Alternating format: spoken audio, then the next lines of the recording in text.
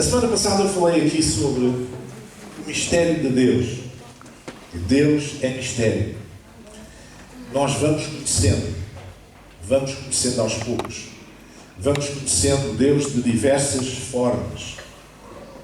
E porque Deus é mistério, Ele dá-se a conhecer aos homens através de uma coisa que se chama revelação. Revelação. A fé cristã é revelacional. Nós recebemos revelação de Deus. E recebemos através da criação. Os céus declaram a glória de Deus. E o universo manifesta a obra das suas mãos, diz o salmista. Através da nossa própria consciência, a Bíblia fala nisso. Nós temos inculcado a nossa consciência alguma coisa de Deus. Deus revela-se através da nossa consciência, embora a nossa consciência não seja garantia de que estamos em linha com Deus, mas há princípios que Deus se revela, da sua revelação, que Deus traz através da nossa consciência. Deus revela-se através das Escrituras, através da Bíblia, da Palavra de Deus. Deus revelou-se através de Jesus Cristo, não é? Talvez a revelação maior que nós temos até hoje, mais perfeita, mais profunda, que é, diz o autor da carta aos Hebreus, que Jesus é a expressa imagem da pessoa do Pai, e até se revela através da humanidade, através de uma criança, através de uma pessoa, de um pobre, através de alguém em necessidade, através de muitas circunstâncias, através da arte. Não é? Deus revela-se através da humanidade também. E o que é isso da revelação? A revelação é como que Deus afastar um véu, para nós podermos ver alguma coisa melhor sobre Ele. E nós falámos aqui que, no domingo passado, que a revelação de Deus é progressiva. Não acontece num momento só.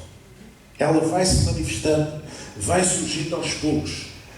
Não é porquê? Porque não é possível nós termos toda a revelação de Deus, conhecermos Deus em toda a sua plenitude. Isso não é possível. Falámos que no Antigo Testamento Deus não se mostrava, mas Deus estava. Não é? Deus, lá na saída da caverna de Elias, Deus não se mostrou, mas Deus fez-se presente ali. Deus estava ali, especialmente naquela voz suave que finalizou toda aquela manifestação de poder, mas depois foi quando Deus falou a Elias. Nós falámos aqui que o filho pequeno não conhece o pai em toda a sua dimensão, tem alguma revelação dele, sabe algumas coisas sobre o pai, mas não sabe nada da sua vida profissional, se calhar, não sabe nada de outras dimensões da sua vida, como a saúde, os estudos que ele tem. Quando é muito pequeno, não sabe nada sobre isso, tem uma revelação limitada. É um pouco aquilo que nós temos de Deus. Deus é tão grande, Deus é infinito, Deus é inescrutável, que nós temos apenas uma pequena revelação dele. Amém? Sublinhámos que o mistério de Deus a partir da nossa dimensão pessoal. Agora vamos falar um bocadinho em termos mais de doutrina, vamos dizer assim, de outra dimensão. E para isso convido-vos a abrir em Efésios, capítulo 3, e vamos ler os primeiros 12 versículos. Vou pedir para ficarem em pé quando lemos estes 12 versículos. Efésios 3, 1 a 12. Podemos ficar em pé? Diz assim: por esta causa eu, Paulo, sou o prisioneiro de Jesus Cristo por vossos gentios. Se é que temos ouvido a dispensação da graça de Deus que para convosco foi dada, como foi este mistério manifestado pela revelação, como acima em pouco vos escrevi. Pelo que, quando ledes, podeis perceber a minha compreensão do mistério de Cristo, o qual noutros séculos não foi manifestado aos filhos dos homens, como agora tem sido revelado pelo Espírito aos seus santos apóstolos e profetas, a saber que os gentios são co-herdeiros e de um mesmo corpo, e participantes da promessa em Cristo pelo Evangelho, do qual fui feito ministro pelo dom da graça de Deus que me foi dado, segundo a operação do seu poder. A mim, o mínimo de todos os santos, me foi dada esta graça de anunciar entre os gentios, por meio do Evangelho, as riquezas incompreensíveis de Cristo, e demonstrar a todos qual seja a dispensação do mistério que desde os séculos esteve em Deus, que tudo criou, para que agora, pela Igreja, a multiforme sabedoria de Deus seja conhecida dos principados e potestades dos céus, segundo o eterno propósito que fez em Cristo Jesus, nosso Senhor, no qual temos ousadia e acesso com confiança pela nossa fé nele. Amém. Podem sentar. Este texto fala-nos sobre mistério de Cristo, não é? E nós encontramos aqui neste texto, eu até tinha posto, mas depois acabei por não gravar, o texto ali visível e sublinhado as vezes que aparece a palavra mistério. Neste pequeno texto aparecem 3 vezes a palavra mistério. E isto não é por acaso.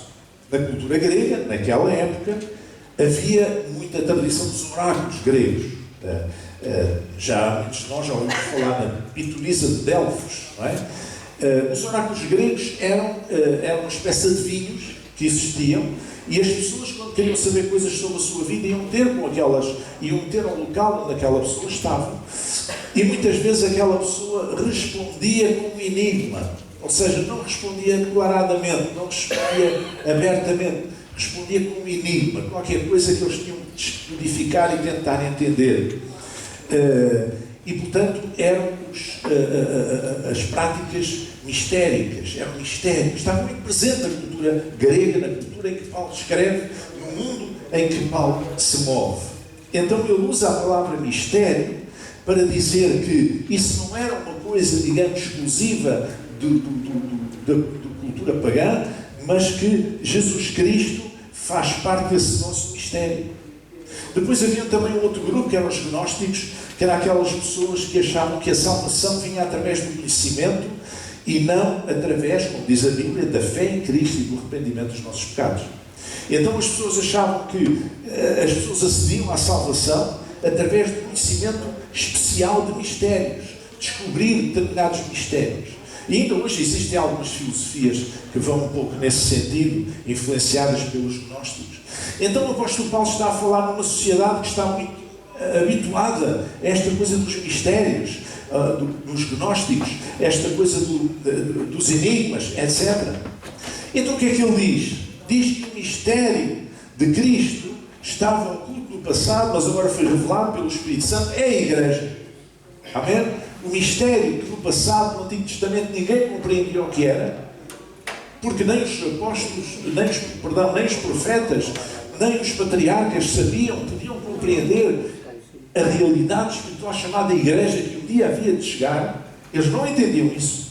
Eles apenas viam uma ligação, uma aliança entre um povo específico, era o povo hebreu, e o Deus, chamado Deus de Israel. E não compreendiam mais nada, não sabiam nada do que havia de ser a Igreja.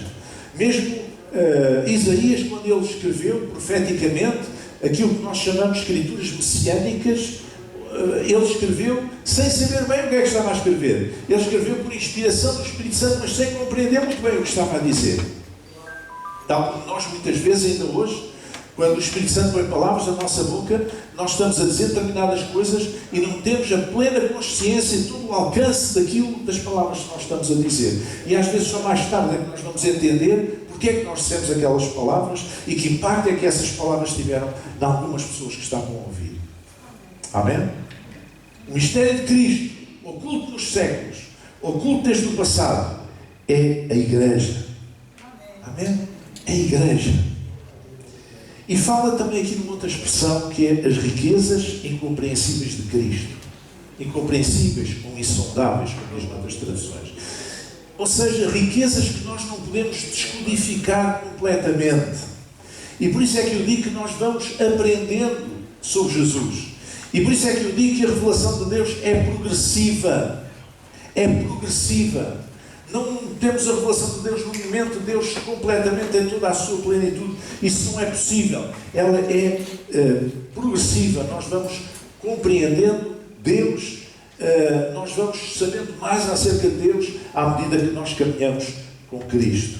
Amém? Essas riquezas incompreensíveis ou insondáveis de Cristo são desafios à nossa caminhada de fé. Amém? São desafios que estão diante de nós, da nossa caminhada de fé. Eu tenho muita pena daquelas pessoas que acham que já conhecem Deus de uma ponta à outra, que já não têm dúvidas nenhumas sobre nada, que sabem tudo. Porque essas pessoas são tão tolas como aquelas pessoas que acham que não têm nada a aprender nas coisas deste mundo, que já sabem tudo. Não é? Os miúdos às vezes têm um bocado a mania, os nossos filhos, nós estamos a dizer alguma coisa, eu já sei. Eles já sabem tudo. Não sabem nada. Não é? Então, nós, como dizia o sábio, eu só sei que nada sei, não é? Também nas coisas de Deus, nós não temos conhecimento de Deus na sua plenitude, até porque não podemos suportar. Amém? A palavra de Deus fala do Deus escondido, do Deus oculto. Isaías diz, em verdade, és o Deus oculto, o Deus de Israel, o Salvador. Este conceito de Deus está escondido à luz. Deste conceito de Deus que se revela aos poucos.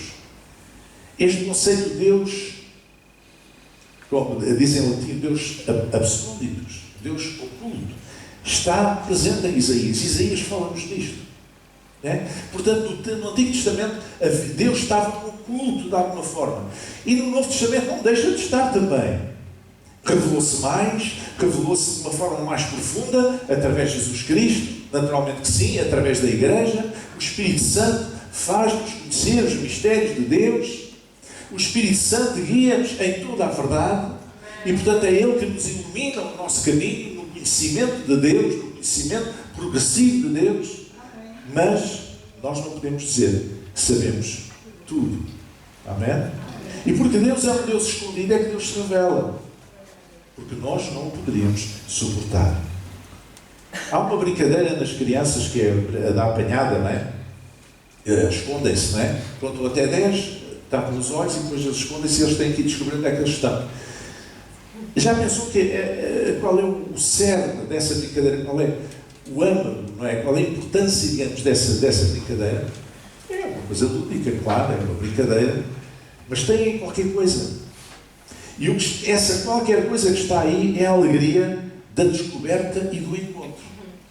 Porque aquele que ficou a contar até 10, quando depois vai olhar não vê ninguém, e vai tentar descobrir, quando descobre um atrás de uma árvore, atrás de um carro, atrás de qualquer coisa, ele descobre. É o prazer, a alegria da descoberta e do encontro. E Deus, por vezes, brinca connosco também assim, não é? Deus deixa-se encontrar em determinadas situações para que nós tenhamos essa alegria da descoberta e do encontro. Nós seríamos incapazes de compreender toda a revelação de Deus em toda a sua plenitude. Vocês já viram, se tiverem um jarro grande de água e tiverem um copo e despejarem água para o copo, quando o copo está cheio, o que é que acontece à água se nós continuarmos a despejar para fora? Porquê? O copo não tem capacidade para receber mais. Não consegue receber mais. Nós só recebemos aquilo que podemos receber. Nós só adquirimos conhecimentos na medida em que conseguimos receber esses conhecimentos. Nós só recebemos revelação de Deus na medida em que somos capazes de aguentar, de compreender, de receber, de interiorizar essa revelação. Senão, estaria a cair a revelação de Deus, que é preciosa, estaria a cair no meio do chão. A viúva de Eliseu, aquela mulher que não tinha nada em casa já, apenas uma pequena botija de azeite, um bocadinho de azeite no fundo. E foi ter com o profeta. E o profeta disse, olha, vai às ter com as tuas vizinhas, porque ela pensou, bom, vou fazer ali qualquer coisa e comer pela última vez e depois vou morrer, porque eu não tenho mais nada para comer. E ele disse, bate às portas das tuas vizinhas e vai pedir vasilhas vazias, tudo que puderes. E ela assim fez. E quando ela começou depois, em casa, a deitar o azeite, aquele bocadinho de azeite que estava no fundo daquela garrafa para as vasilhas que tinha conseguido juntar, quando é que o azeite parou? Quando a última vasilha já estava cheia. Então o azeite parou. A revelação de Deus não existe para ser deitada no chão, para ser deitada fora, para ser desperdiçada. A revelação de Deus só flui enquanto nós a podemos receber, enquanto nós temos capacidade para receber. Se veja que Deus recusa no Antigo Testamento dizer o seu nome a Moisés.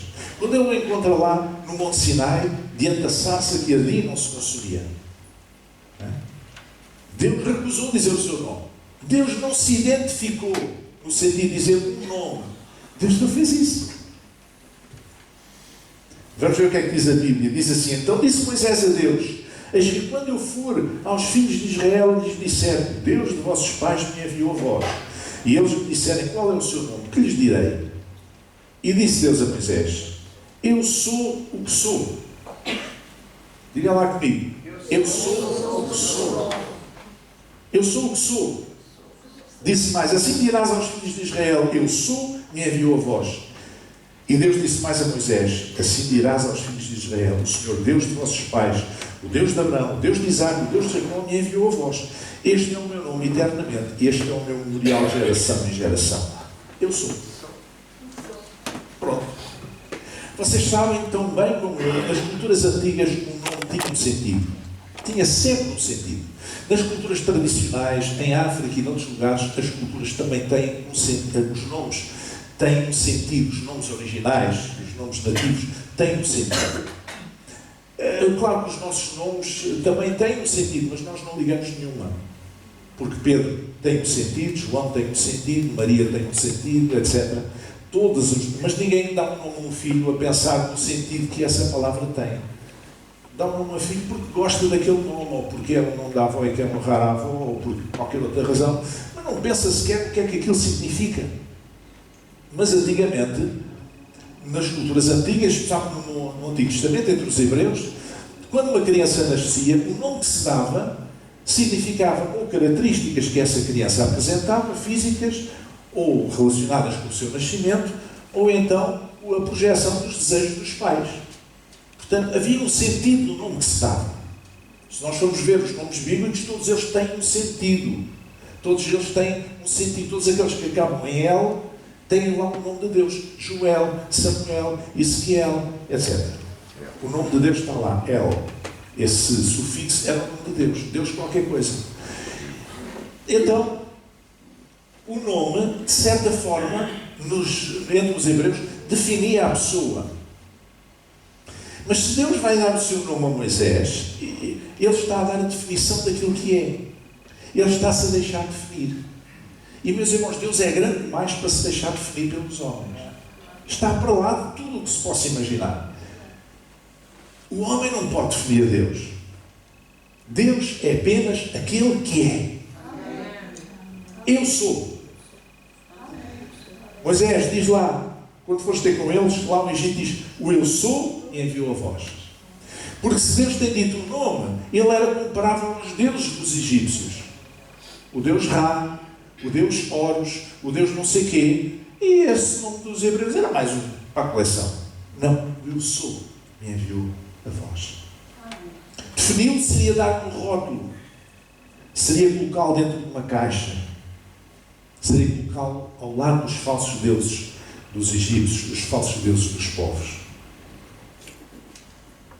E sabe, alguém pode perguntar: mas como é que eu posso confiar em Deus se eu não o conheço, se eu não tenho uma relação mais profunda dele? Tal como uma criança de 2 anos, que se calhar nem sabe o nome completo do pai, mas sabe o principal. Sabe que aquele homem é o seu pai. Sabe que dele está protegida. Não é? Quando antigamente, há 50 anos, ou mais, não digo mais para não pensar que eu sou muito velho, lá no meu bairro, em Lisboa, no bairro de Valpina, um bairro de categoria das marchas populares, está a ganhar, os senhores brincavam na rua. E quando havia assim alguma coisa, uma altercação entre eles, havia um bocado aquela de: olha, o meu pai é polícia. Não era o meu caso. Tinha um tio polícia, o pai não era polícia. Mas sabiam que aquela coisa, eram crianças pequenas, mas o pai, eles podem não saber muito da vida do pai. Se calhar nem sabem o nome dele completo, mas o pai é o pai. Não é? Isso acontece connosco também. Eu vou fazer aqui um pequeno exercício para nós compreendermos falando de revelação e de perspectivas doutrinárias das várias confissões e tradições religiosas. Vamos olhar para a imagem do ser humano. Vamos olhar para a imagem do ser humano. Okay. Então, eu vou chamar aqui o nosso irmão. Aqui assim, por favor. Sim. Já uns vizinhos nervosos na plateia. Fica aqui, irmão. Isso, assim. Bom, deixa estar assim. Se eu quiser definir uma pessoa, eu olho para o nosso irmão e eu digo: uma pessoa é alguém que tem cabeça, tem tronco, tem pernas e braços. Estou errado? É uma pessoa. É uma perspectiva física, é verdade. Mas é uma pessoa. Ok? Agora é grande a oportunidade de ter uma associação de vir aqui acima. Bem,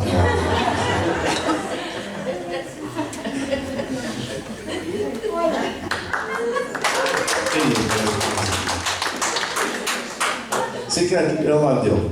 Não, deixa estar. Isso assim. Okay. Eu não estou satisfeito com aquela descrição, com a descrição física. Então eu vou fazer outro tipo de descrição. Eu vou dizer: uma pessoa tem um cérebro. Ele não tem cérebro. Tem um cérebro. A pessoa tem coração. Também tem coração, que eu sei. Tem fígado, tem órgãos internos. Eu estou errado? Não? Ok? Mas o facto de eu descrever de forma fisiológica e não apenas física uma pessoa, não quer dizer que aquilo que eu disse antes estivesse errado. Porque a nossa irmã, além de cérebro, tem uma cabeça. Além do coração, tem um tronco. E por aí fora. Amém? Mas eu ainda não estou satisfeito. E vou chamar aqui o... Como é que ele se chama? Não me lembro agora. Hã? Dionísio. Exatamente.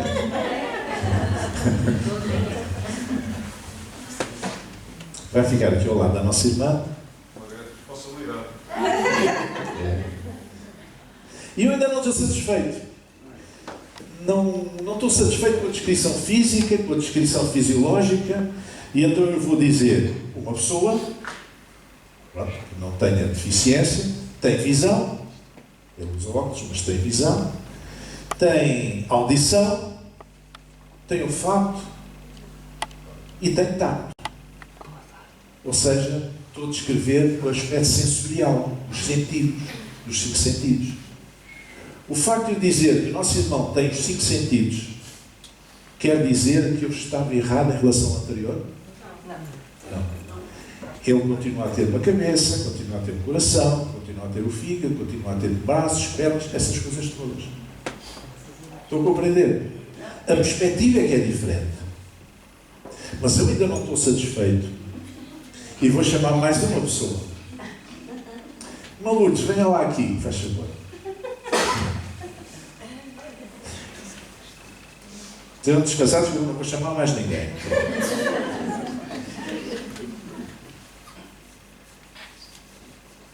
Aqui ao lado. Então eu ainda não estou satisfeito com estas perspectivas. Eu digo, uma pessoa também é alguém que tem determinados estados de alma. Umas vezes está triste, outras vezes está alegre, outras vezes está contente, outras vezes está preocupada, outras vezes está mais angustiada. Certo? Certo ou não? Certo. Estou a fazer uma descrição emocional. Portanto, uma pessoa pode ter cabeça, tronco, membros, não sei o quê, pode ter cérebro, coração e tal, pode ter os 5 sentidos, mas ainda é uma pessoa que tem emoções. Ora, esta perspectiva não retira nenhuma das outras. Nenhuma está errada. São perspectivas diferentes. Ok? Porquê é que nós temos tanta tendência para dar ênfase à nossa perspectiva, achando que as outras estão todas erradas? Muitas vezes não estão erradas, são perspectivas parciais. A pessoa humana é tão complexa, Sabem que as grandes fronteiras por descobrir, aquilo que ainda falta descobrir no corpo humano é essencialmente no cérebro. Não é? dizem os neurocientistas. É essencialmente o cérebro, ainda que há muito para descobrir. Porque nos órgãos em geral e nos sistemas, não é? Portanto, já está muita coisa descoberta e há coisas para descobrir, ainda estamos a descobrir, mas o cérebro é uma das coisas que falta, que menos se conhece, porque é das mais complexas. Vocês sabem que nós temos milhões de impulsos elétricos a todo momento que estão a percorrer o nosso cérebro. Milhões. Sabe o que é isso? Dentro desta caixinha aqui, milhões. Realmente, Deus fez-nos de uma maneira fantástica. Somos um ser complexo. O corpo humano é extremamente complexo. O ser humano é extremamente complexo.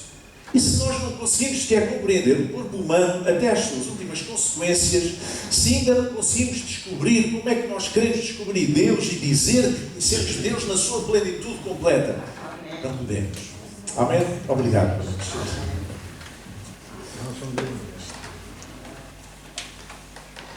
As doutrinas das confissões e das tradições religiosas fazem o mesmo com Deus. Apresentam diferentes perspectivas, diferentes ênfases sobre aquilo que Ele é. E não é um mal em si mesmo, mas pode ser muito redutor. Pode ser muito redutor. E pode ser também muito pretencioso. Eu tinha um pregador, na certa altura, tinha um pastor em Lisboa, que um dia, num culto de estudo bíblico, fez deu um estudo bíblico baseado nesta ideia, que nós, pentecostais, a igreja pentecostal, éramos os melhores de todos os evangelhos. Porque nós tínhamos o melhor dos batistas, o melhor dos presbiterianos, o melhor dos não sei quê, dos irmãos, o melhor dos não sei quê, e ainda tínhamos os dons do Espírito Santo e mais não sei quê. Então éramos os melhores. Ora, isto é um disparate completo. É um disparate completo. Temos revelação? Amém. Graças a Deus que temos. Graças a Deus que temos. Agradecemos a Deus pela revelação que nós temos. Mas não sejamos pretenciosos a pensar que somos melhores que os outros. Devemos dar graças a Deus pela revelação que nós temos. Mas isto não faz de nós crentes de primeira e os outros crentes de segunda. Não faz de nós melhores do que os outros. Amém?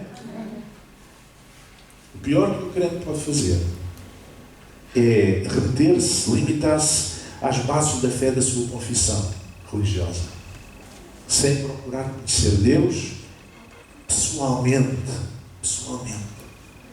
Rejeitar a revelação pessoal de Deus em Jesus Cristo é um erro tremendo. Amém?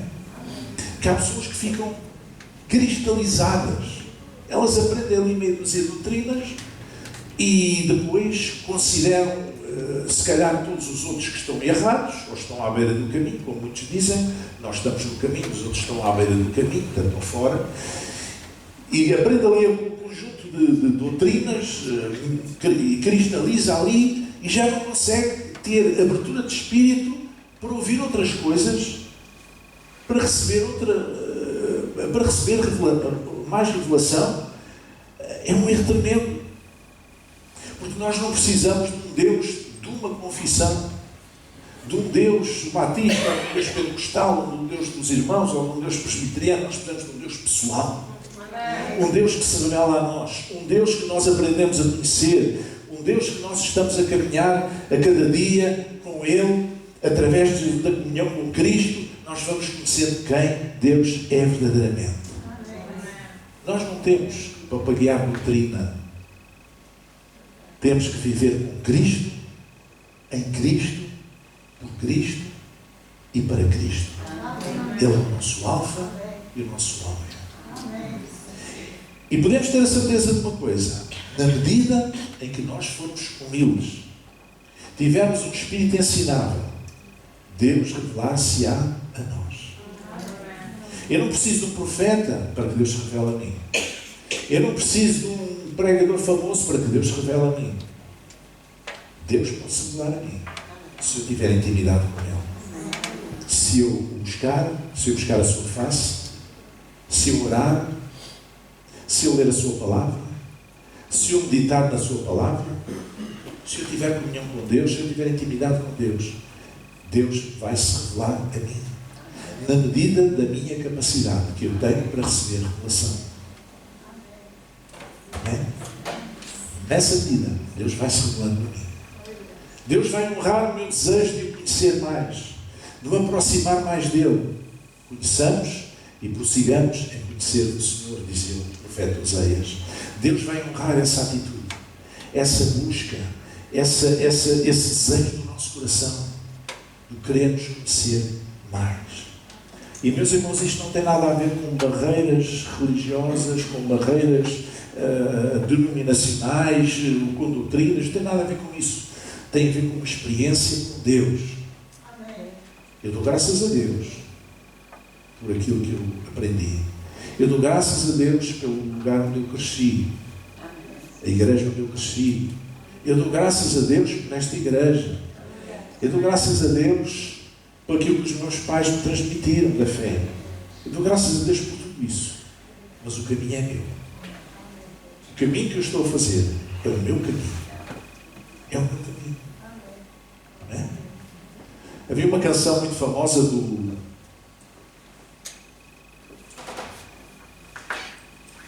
Isto é da idade. Malway. Que um cantor americano que ele cantava sobre o Frank Sinatra. O meu caminho. Né? O meu caminho. E eu queria dizer que eu subscrevo essas palavras na medida em que o caminho não é só meu, é o meu caminho com Cristo. O meu caminho com Cristo é sim, é aquilo que eu vou construir. Independentemente da tradição que eu segui, independentemente das denominações, das doutrinas, daqui e dali, é o caminho que eu estou a construir com Jesus. E é isso que eu vos quero desafiar a fazer. Caminharem com Cristo, com base na sua palavra. Centrarem a sua atenção na sua palavra, deixarem que o Espírito Santo possa guiar o vosso pensamento e o vosso entendimento das coisas espirituais. E certamente que Deus vai se revelar a cada um de nós. Ele é o Alfa e o Ômega. Precisamos viver, mais uma vez digo, com Cristo, em Cristo, por Cristo e para Cristo. Amém. Vamos chegar em pé e vamos orar. Nosso Deus e Pai, nós louvamos e exaltamos o Teu nome, Senhor. Esta manhã, Senhor, nós te agradecemos porque Tu és um Deus que te revelas, Senhor. E ao longo dos tempos, ao longo dos séculos, Tu te tens revelado, Senhor. Tu te tens revelado aos patriarcas, Tu te tens revelado aos profetas, Tu te tens revelado, Senhor, aos apóstolos, Tu te tens revelado aos pastores, Tu te tens revelado ao Teu povo em geral, Senhor. E ainda hoje Tu te revelas a cada um de nós, Senhor. Ajuda-nos a fazer esta caminhada pessoal com Cristo, Senhor. Ajuda-nos a olhar verdadeiramente para Ti, que és para Jesus, que é o autor e consumador da nossa fé. Ajuda-nos a ver nele, Senhor, o alvo da nossa vida, Senhor. O final do nosso caminho, Senhor. E que nós possamos fazer esta caminhada, este caminho com Cristo, verdadeiramente construir o nosso caminho com Cristo. Que Ele se possa revelar a nós. Ó Deus, que através de Jesus Cristo, ó Pai, Tu te possas revelar a nós, Senhor, de uma base pessoal, que eu possa compreender quem Tu és e cada vez mais ficar admirado e descobrir aos poucos essas riquezas insondáveis de Cristo, Senhor. Que eu possa ser deslumbrado, surpreendido, Senhor, a cada dia na minha caminhada com Cristo, Senhor. Deus, ajuda-me a olhar verdadeiramente para Jesus em todas as coisas, Senhor.